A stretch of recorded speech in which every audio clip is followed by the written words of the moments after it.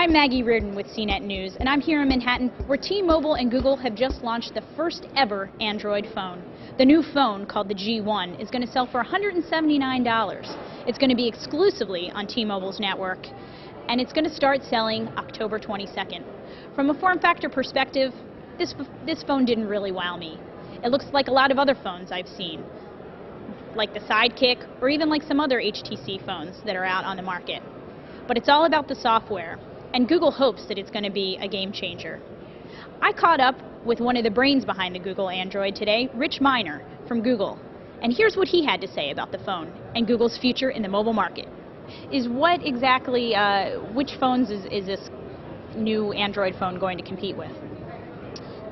Well, I mean, there's a whole new category of devices that are starting to come out there that are, highly connected data devices that give a great phone experience, but also a great data experience. So, Android is a part of that new set of devices. Google has talked a lot about the mobile market being a big opportunity. A lot more eyeballs are going to be looking on a phone than they are a PC. But how exactly is Google going to make money from this? The way we always make money is through advertising. That's where the majority of our revenue comes from. So, while we've been cautious about putting ads in the mobile space because we're very focused first on delivering a great user experience, ultimately, we'll find a way to bring our ad content and our partners' ad content to the mobile phone. And we started to do that. Do you all at Google feel like the mobile advertising market is going to be more valuable than what you can get on a PC, or are there just more users out there? Yeah, it really comes down to numbers. Again, we focus first on our mission, which is organizing the world's information and making it universally accessible and useful. And if you realize that there's approximately 200 million PCs sold every year, about 1 billion mobile phones, if that's truly our mission, then the mobile phone is very important to that.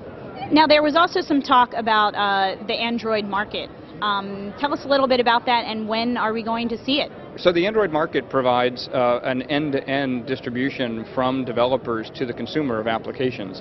And we'll have a beta version of the Android market, or I should say we do have a beta version of the Android market on the T-Mobile G1. Will developers be able to monetize the App Store, and when will that happen? Ultimately, you could imagine the goal is to make that experience not just for free download. So that's something that we'll continue to work on and talk to you about it as we make progress.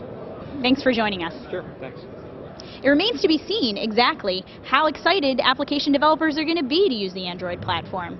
The best that T-Mobile and Google could come up with here at the launch were some applications about shopping, and one that tracked your carbon footprint. I'm not sure how useful that will be, although I'm sure it'll find a niche somewhere. I think the really interesting thing is going to be the Android marketplace, and whether or not developers can monetize those applications and develop something that's really cool and fun to play with. I'm Maggie Reardon with CNET News.